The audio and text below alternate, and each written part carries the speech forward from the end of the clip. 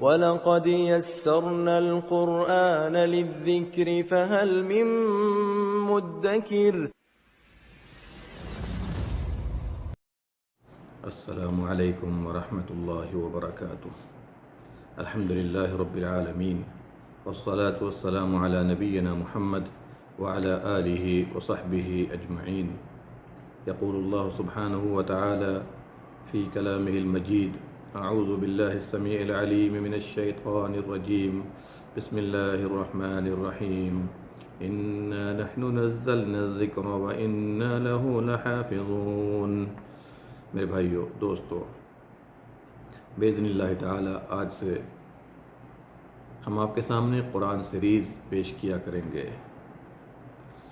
قرآن اللہ رب العالمین کی کتاب ہے اور نبی صلی اللہ علیہ وسلم کا سب سے بڑا معجزہ ہے. آج امت قرآن اپنے قرآن سے دور چلی گئی ہے. یہ امت خرافات میں کھو گئی ہے. الا من رحم ربی، چند افراد کو چھوڑ دیجئے. یہ ایسی امت ہے کہ اگر قرآن کو مضبوطی سے پکڑ لے تو اللہ سبحانہ و تعالیٰ کامیاب کر دے گا. یہ ہمارے لیے رشد و ہدایت کی کتاب ہے. یہ ایسی کتاب ہے کہ ایک حرف پڑھنے پر 10 نیکی ملتی ہے. اور نبی صلی اللہ علیہ وسلم نے یہ بھی کلیئر کر دیا: الف لام میم ایک حرف نہیں، بلکہ الف ایک ہے، لام ایک ہے، میم ایک ہے. اب آپ بتائیے کتنا شاندار اجر و ثواب ہے. الف لام میم کہیے اور 30 نیکی لے لیجیے. اللہ اکبر. یہ ایسی کتاب ہے جو سیدھے راستے کی رہنمائی کرتی ہے. ان ھذا القرآن یہدی للتی ہی اقوم ویبشر المؤمنین الذین یعملون الصالحات ان لهم اجرا کبیرا. یہ ایسی کتاب ہے اس کا پڑھنے والا فلا یضل ولا یشقی، نہ سیدھے راستے سے ہٹتا ہے نہ بدبخت ہوتا ہے. نبی صلی اللہ علیہ وسلم نے فرمایا: خیرکم من تعلم القرآن وعلمہ. تم میں بہتر وہ ہے جو قرآن سیکھے اور سکھائے. بہتر انسان وہ ہے جو قرآن سیکھتا ہے یا سکھاتا ہے. اسی لیے نبی صلی اللہ علیہ وسلم نے فرمایا: ان للہ تعالی اہلین من الناس. اللہ کے لیے لوگوں میں سے اللہ والے لوگ ہیں. قالوا یا رسول اللہ من ہم؟ صحابہ نے کہا: اللہ کے نبی صلی اللہ علیہ وسلم وہ کون ہیں؟ کہا: اہل القرآن ہم اہل اللہ و خاصتہ. قرآن والے اللہ والے ہیں اور اس کے خاص لوگ ہیں. یہ روایت صحیح الجامع میں حدیث نمبر 2195. نبی صلی اللہ علیہ وسلم نے فرمایا: ان اللہ یرفع بهذا الکتاب اقواما ویضع به آخرین. اللہ تعالیٰ قرآن کے ذریعے ایک قوم کو بلند درجہ عطا کرتا ہے، ایک قوم کو ذلیل و خوار کر دیتا ہے. جی، قرآن کو مضبوطی سے پکڑیے، پڑھیے، سمجھیے، تدبر کیجیے، اس پر عمل کیجیے، اس کی دعوت کو عام کیجیے، اس سے شفا حاصل کیجیے. اور اگر آپ ایسا کرتے ہیں دنیا میں بھی کامیاب ہیں اور آخرت میں بھی کامیاب ہوں گے. وہ معزز تھے زمانے میں مسلمان ہو کر اور ہم خوار ہوئے تارک قرآن ہو کر. غور کر لیجیے، ہماری زبون حالی، ہماری بدبختی، ہماری ناکامی، ہم پر دشمنوں کا تسلط، اس کی ایک ہی وجہ ہے کہ ہم نے دستور حیات کو چھوڑ دیا اور دنیا داری میں لگ چکے ہیں. اور یہ بھی یاد رکھیے کہ قبر میں بھی قرآن والوں کا اہتمام اور قرآن والوں کی عزت کی جاتی ہے. یہی وجہ ہے جب احد کی لڑائی میں کئی ایک صحابہ شہید ہو گئے، 70 صحابہ شہید ہو گئے، تو ایک ایک قبر میں 2 شہیدوں کو رکھا جاتا تھا. نبی صلی اللہ علیہ وسلم سے سوال کیا گیا کس کو آگے بڑھا کر رکھا جائے. نبی صلی اللہ علیہ وسلم نے فرمایا: جو قرآن کا زیادہ اہتمام کرنے والا، قرآن کا زیادہ حفظ کرنے والا ہے، اس کو مقدم رکھو. اللہ اکبر. اور قیامت کے دن یہ بھی یاد رکھ لیجئے، قیامت کے دن ایسے لوگوں سے کہا جائے گا جو قرآن کا اہتمام اور اس کے حفظ کرنے والے تھے. اہمیت اس کی غور کر لیجئے. یقال لصاحب القرآن، قرآن والوں سے کہا جائے گا: اقرأ ورتق ورتل. پڑھتا جا اور جنت کی بلندیوں پر چڑھتا جا. صاف صاف پڑھ، تمہارا ٹھکانہ وہاں ہوگا جہاں تم پڑھتے ہوئے رکو گے. اللہ اکبر. میرے بھائیوں، تفصیل کا موقع نہیں ہے. اگر آپ چاہتے ہیں کہ آپ کا وقار واپس آ جائے، اگر آپ چاہتے ہیں دنیا میں بھی کامیاب ہوں، آخرت میں بھی کامیاب ہوں، دنیا میں عزت ملے، آخرت میں عزت ملے، قرآن کو ہر طرح سے مضبوطی سے پکڑ لیجئے، قرآن پڑھیے، قرآن سیکھیے، سکھائیے، قرآن پر عمل کیجئے اور قرآن کی دعوت کو عام کیجئے۔ دیکھیے اللہ سبحانہ و تعالی دنیا اور آخرت دونوں بہتر کر دے گا۔ دیکھیے عربی زبان میں قرآن قرأ یقرأ سے بنا ہے، اس کے اندر بڑی تفاصیل ہیں، لیکن اختصار کے ساتھ میں بتاؤں گا کہ قرآن کا معنی پڑھنا، تلاوت کرنا اور جمع کرنا ہوتا ہے۔ اصطلاح میں کلام اللہ سبحانہ و تعالی حقیقتاً یہ اللہ کا حقیقی کلام ہے، غیر مخلوق نہیں ہے، نبی صلی اللہ علیہ وسلم پر نازل کیا گیا عربی زبان میں، اور یہ نبی صلی اللہ علیہ وسلم کی تائید کے لیے معجزہ ہے۔ عرب کو اس کے ذریعے چیلنج کیا گیا، اس کی تلاوت کا حکم ہے، تلاوت کرنا عبادت ہے۔ تواتر کے ذریعے یہ ہم تک نقل کیا گیا ہے۔ تواتر یعنی ہر طبقے میں بکثرت اتنے روات ہوں کہ ان کا جھوٹ پر متفق ہونا محال ہو، اس کو تواتر کہا جاتا ہے۔ منہ بدا و الیہ یعود، اللہ ہی سے نکلا ہے اور اللہ ہی کی طرف لوٹ جائے گا آخری زمانے میں، اور حروف و معانی سب اللہ کے پاس سے۔ یہ ہے قرآن کی تعریف، لہذا ہمیں اور آپ کو چاہیے کہ اس تعریف پر غور کریں، تفصیل کا یہ موقع نہیں۔ اللہ نے فرمایا یریدون ان یبدلوا کلام اللہ، وہ چاہتے ہیں اللہ کے کلام کو بدل دیں، اس سے مراد قرآن کریم ہے۔ اللہ نے فرمایا وَإِنَّهُ لَتَنزِيلُ رَبِّ الْعَالَمِينَ، یہ رب العالمین کا نازل کردہ کلام ہے۔ نزل بہ الروح الامین، جبریل امین لے کر نازل ہوئے، علی قلبک، محمد صلی اللہ علیہ وسلم کے قلب پر۔ تو واضح ہو گیا کہ قرآن اللہ کا کلام ہے اور حقیقتاً کلام ہے، کلام نفسی اور اس طرح کی باتیں گمراہ فرقوں نے کی ہیں، تو یہ سارے غلط عقائد ہیں قرآن کے سلسلے میں۔ قرآن کریم پوری دنیا کے لیے ایک میسج ہے، پیغام ہے۔ قرآن کریم کو جب جنہوں نے سنا، اللہ اکبر، کیا کہا؟ فلما حضروه قالوا انصتوا، کہا چپ ہو جاؤ۔ جی قل اوحی الی انہ استمع نفر من الجن فقالوا انا سمعنا قرآنا عجبا، جنہوں نے کہا کہ ہم نے عجب کلام سنا ہے، تعجب میں ڈالنے والا کلام سنا ہے۔ اور یہ پوری دنیا کے لیے پیغام ہے، تاکہ پوری دنیا کے لوگ اس کلام پر ایمان لائیں اور اپنی زندگی کو دنیا اور آخرت سب کو بہتر بنا سکیں۔ دیکھیے قرآن کریم کے بہت سے نام اور اوصاف ہیں، اور اختصار کے ساتھ میں آپ کو بتاؤں گا کہ اللہ سبحانہ و تعالیٰ نے اس کی عظمت کے پیش نظر قرآن کے ناموں کو اور اس کے اوصاف کو پیش کیا ہے۔ قرآن کے ناموں میں سے ایک نام قرآن ہے، القرآن، ان ھذا القرآن یہدی للتی ہی اقوم۔ قرآن کے ناموں میں سے ایک نام الکتاب ہے، لقد انزلنا الیکم کتابا فیہ ذکرکم۔ اس کا ایک نام فرقان ہے، الفرقان، یعنی حق و باطل کے درمیان تمیز کرنے والی یہ کتاب ہے۔ تبارک الذی نزل الفرقان علی عبدہ لیکون للعالمین نذیرا۔ قرآن کریم کا ایک نام الذکر ہے، انا نحن نزلنا الذکر وانا لہ لحافظون، یعنی نصیحت ہے، اس سے بندہ نصیحت پکڑے گا۔ قرآن کریم کو التنزیل بھی کہا جاتا ہے، وَإِنَّهُ لَتَنزِيلُ رَبِّ الْعَالَمِينَ، اور بہت سے نام ہیں، اس کی تفصیل میں جانا نہیں چاہتا، لیکن سب سے زیادہ مشہور نام قرآن کا القرآن ہے، الکتاب ہے۔ اس کے بہت سے اوصاف بھی ہیں، صفات بھی ہیں، ان میں سے ایک ہے نور، سراپا روشنی ہے، یا ایھا الناس قد جاءکم برہان من ربکم وانزلنا الیکم نورا مبینا۔ اس کی ایک صفت ہدا ہے، ہدایت، شفا ہے اس کے اندر، رحمت ہے، نصیحت ہے، یا ایھا الناس قد جاءتکم موعظۃ من ربکم وشفاء لما فی الصدور وہدی ورحمۃ للمؤمنین۔ اس کی ایک صفت یہ ہے کہ بابرکت کتاب ہے، وھذا کتاب انزلناہ مبارک۔ اس کی ایک صفت مبین، واضح ترین کتاب ہے، قد جاءکم من اللہ نور و کتاب مبین۔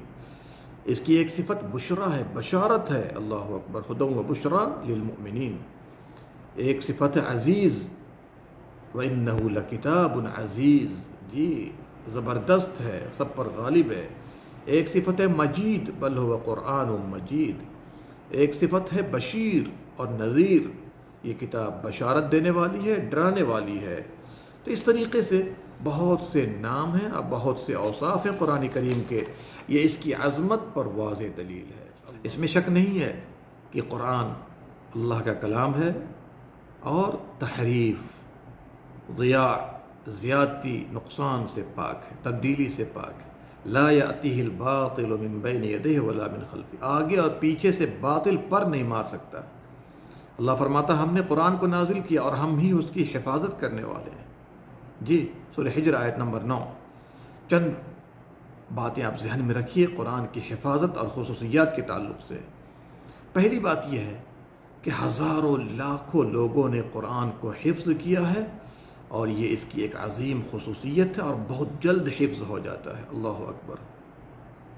دوسری خصوصیت یاد رکھیے، بہت سے حفاظ ہیں جو اس کے حفظ میں لگے رہتے ہیں، اور پوری دنیا میں سب سے زیادہ پڑھا جانے والا کلام ہے۔ تیسری خصوصیت یاد رکھیے کہ اللہ تعالیٰ نے اسے یاد کرنا بہت آسان کر دیا ہے، اور برابر پڑھنے والا کبھی بھول نہیں سکتا ہے۔ قرآن کی ایک خصوصیت یہ بھی ہے کہ تمام آسمانی کتابوں کو ختم کرنے والی کتاب ہے، لاسٹ کتاب ہے، اور اس پر محافظ و نگہبان بھی ہے۔ کیا مطلب ہے کہ پوری کتابوں میں، صحیفوں میں، توریت، انجیل، زبور وغیرہ میں جو موضوع ہیں، جو ٹاپکس ہیں، قرآن نے سب کو سمیٹ دیا ہے، جمع کر دیا ہے۔ دوسری بات یہ ہے کہ اگر کوئی چیز قرآن میں نہیں ہے اور ان کتابوں میں ہے، اس کا مطلب لوگوں نے تحریف سے کام لیا ہے۔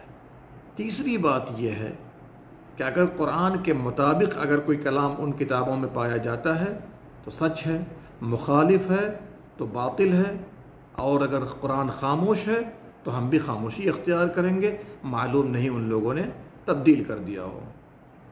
قرآن کریم کی ایک خصوصیت یہ بھی ہے کہ اس کے ذریعے اللہ تعالیٰ نے چیلنج کیا، اور کئی طریقے سے چیلنج کیا ہے۔ 10 سورت لے آؤ، عاجز ہو گئے۔ 1 سورت لے آؤ، عاجز ہو گئے۔ 1 آیت لے آؤ، عاجز ہو گئے۔ اس جیسا کلام ہی لے آؤ، عاجز ہو گئے۔ اور اللہ نے فرمایا قُلْ لَئِنِ اجْتَمَعَتِ الْإِنسُ وَالْجِنُّ، تمام انس و جن اکٹھے ہو جائیں کہ اس جیسا قرآن لے آئیں، نہیں لا سکتے گرچہ ایک دوسرے کے مددگار ہو جائیں۔ سورہ اسراء آیت نمبر 88۔ اس کی ایک خوبی یہ بھی ہے کہ اس کا لینا آسان ہے، حفظ کرنا سہل ہے، اور لوگوں تک پہنچانا اس کا سہل ہے، آسان ہے۔ اللہ تعالیٰ نے آسان کر دیا ہے۔ ایک عظیم خصوصیت اس کی یہ ہے، اس کے اندر جمال ہے، خوبصورتی ہے، بلاغت ہے۔ اللہ اکبر۔ ایسا بلیغ کلام ہے کہ اہل عرب اس سے عاجز آ گئے۔ اور اس کی ایک عظیم خصوصیت یہ ہے کہ یہ کلام 1400 سال سے پڑھا جا رہا ہے۔ کلام قرآن کریم پرانا نہیں ہوتا، اور کلام کو اور کتابوں کو آپ پڑھیے پرانا ہو جاتا ہے، 1-2 بار پڑھنے کے بعد طبیعت نہیں کرتی ہے، لیکن یہ کتاب، یہ قرآن کریم جتنا پڑھیں گے اتنی لذت ملتی ہے، اور ایسا لگ رہا ہے کہ گویا ابھی نازل ہو رہا ہے۔ آپ کے سامنے میں بتانے کی کوشش کروں گا کہ قرآن کا ہم پر حق کیا ہے۔ اللہ اکبر۔ اگر اس حق کو ادا کریں گے تو اللہ راضی ہوگا، اللہ خوش ہوگا۔ سب سے پہلا حق یہ ہے اس پر ایمان رکھا جائے۔ جو کچھ بھی قرآن میں ہے یہ اللہ کا نازل کردہ ہے محمد صلی اللہ علیہ وسلم پر، اور اللہ تعالیٰ نے اس کی حفاظت کی ذمہ داری لی ہے، ذرہ برابر بھی اس میں شک نہیں ہے۔ اس پر ایمان لائیے، اور یہ ارکان ایمان میں داخل ہے۔ ایک ایک حرف اللہ کے پاس سے ہے، اور ہمیں اور آپ کو چاہیے اس کی حفاظت کریں، دل میں اس کو سجائیں، پڑھیں، اور اس کی دعوت کو عام کریں۔ تو پہلا حق یہ ہے اس پر ایمان رکھیے، اور دوسرا حق یہ ہے کہ اس کو پڑھیے اور اس کو حفظ کیجیے۔ اقرأوا القرآن، لوگوں قرآن پڑھا کرو، فإنه یأتی یوم القیامة شفیعا لأصحابہ، قرآن اپنے پڑھنے والوں کے لیے شفاعت کرے گا۔ قرآن پڑھنے والا کبھی بھی ضائع نہیں ہوتا، بدبخت نہیں ہوتا۔ قیامت کے دن کہا جائے گا پڑھتا جا اور چڑھتا جا، جنت کی بلندیوں پر چڑھتا جا، تمہارا آخری ٹھکانہ وہیں ہوگا جہاں تک پڑھ کر رکے گا۔ یہ روایت ابو داؤد ترمذی کے اندر ہے۔ ورتل القرآن ترتیلا، قرآن کو صاف صاف ترتیل کے ساتھ پڑھا کرو۔ ہر مسلمان کو چاہیے کہ روزانہ قرآن پڑھا کرے، اور ہو سکے تو 1 ہفتے میں ختم کرنے کی کوشش کرے۔ اللہ نے فرمایا بل هو آیات بینات فی صدور الذین اوتوا العلم، یہ واضح ترین آیات ہیں، اہل علم کے سینوں میں محفوظ ہے۔ سورہ عنکبوت آیت نمبر 49۔ تیسرا حق یہ ہے قرآن کا، اس پر عمل کرنا ہے۔ جی صرف پڑھنا نہیں ہے، رمضان میں پڑھ لیا، فجر کے بعد پڑھ لیا، عمل کرنا ہے۔ واتبعوا احسن ما انزل الیکم من ربکم، عمل نہیں کرتے ہیں تو پھر اس قرآن کے پڑھنے کا کوئی خاص فائدہ آپ نے حاصل نہیں کیا۔ جی عمل کیجئے، جو بھی قرآنی احکام ہیں، قرآن کی نصیحت ہے، آپ اس پر عمل کیجئے۔ اور صحابہ کرام 10 آیتیں پڑھتے، پہلے اس پر عمل کر لیتے، پھر آگے جایا کرتے تھے۔ اسی لیے ان کا بیان ہے فَتَعَلَّمْنَا الْقُرْآنَ وَالْعَمَلَ جَمِيعًا، ہم نے قرآن اور عمل ایک ساتھ سیکھا ہے۔ چوتھی چیز یہ ہے، یہ چوتھا حق یہ ہے، اس کو سیکھا جائے، سکھایا جائے، لوگوں کو سکھایا جائے۔ نبی صلی اللہ علیہ وسلم کا مشہور فرمان، تم میں بہتر وہ ہے جو قرآن سیکھے اور سکھائے، بخاری کی روایت ہے۔ ایک عظیم حق یہ ہے جس کے لیے اللہ نے اس کو نازل کیا، بلکہ نزول کا مقصد ہے تدبر کیجئے، سمجھیے، دل میں خشوع پیدا ہو، قرأت کے وقت میں انسان کے آنکھوں سے آنسو روا دوا ہو جائے۔ جی قرآن کے نزول کا اصل مقصد یہ ہے، افلا یتدبرون القرآن، لوگ قرآن پر غور کیوں نہیں کرتے؟ قرآن کو پڑھیے تو یہ سمجھیے کہ قرآن آپ کے لیے آیا ہے، آپ کو مخاطب کر رہا ہے اور آپ اس کے ساتھ ایگریمنٹ کر رہے ہیں۔ جی افلا یتدبرون القرآن۔ اور صحابہ کرام اور نبی صلی اللہ علیہ وسلم کا تدبر کس طرح ہوتا تھا؟ عبداللہ بن مسعود رضی اللہ عنہ فرماتے ہیں کہ نبی صلی اللہ علیہ وسلم نے مجھ سے ایک مرتبہ فرمایا اقرأ علیہ، مجھ پر پڑھو۔ میں نے کہا اللہ کے نبی صلی اللہ علیہ وسلم آپ پر پڑھوں اور قرآن آپ ہی پر نازل ہوا؟ آپ نے فرمایا ہاں۔ میں نے سورہ نساء کی تلاوت شروع کی، یہاں تک کہ اس آیت پر پہنچا فَكَيْفَ إِذَا جِئْنَا مِن كُلِّ أُمَّةٍ بِشَهِيدٍ وَجِئْنَا بِكَ عَلَى هَؤُلَاءِ شَهِيدًا۔ اس وقت کا عالم کیا ہوگا جب ہم ہر امت سے ایک گواہ کو لائیں گے اور آپ کو ان گواہوں پر پیش کریں گے۔ سورہ نساء آیت نمبر 41۔ نبی صلی اللہ علیہ وسلم نے فرمایا حسبک الآن، بس کرو بس کرو۔ فالتفت، عبداللہ بن مسعود متوجہ ہوئے، فإذا عیناہ تذرفان، تو آپ کے دونوں آنکھوں سے آنسو جاری تھے۔ میرے بھائیو، قرآن پڑھیے، اس کو سمجھیے، تاکہ آپ کو یہ پتہ چلے کہ دستور حیات ہے، آپ کو کیا کرنا اور کیا نہیں کرنا ہے۔ اور چھٹا حق یہ ہے کہ جب سنیں خاموش رہیں۔ جی خاموش رہیں۔ وَإِذَا قُرِئَ الْقُرْآنُ فَاسْتَمِعُوا لَهُ، جب قرآن پڑھا جائے غور سے سنو، خاموش رہو تاکہ تم پر رحم کیا جائے۔ اور ساتواں حق یہ ہے، آخری حق، اس کے ساتھ ادب کیجئے۔ جی اس کے ساتھ ادب کیجئے، پاک آدمی اس کو چھوئے، اور غسل کی ضرورت ہو پہلے غسل کیجئے، اور بہتر یہ ہے کہ وضو بنا کر اس کو پڑھیے تاکہ قرآن کا ادب ملحوظ رہے۔ اللہ ہم سب کو قرآن کے حق کو ادا کرنے کی توفیق دے، آمین یا رب العالمین۔ اللہم صلی علی نبینا محمد وعلی آلہ وصحبہ اجمعین۔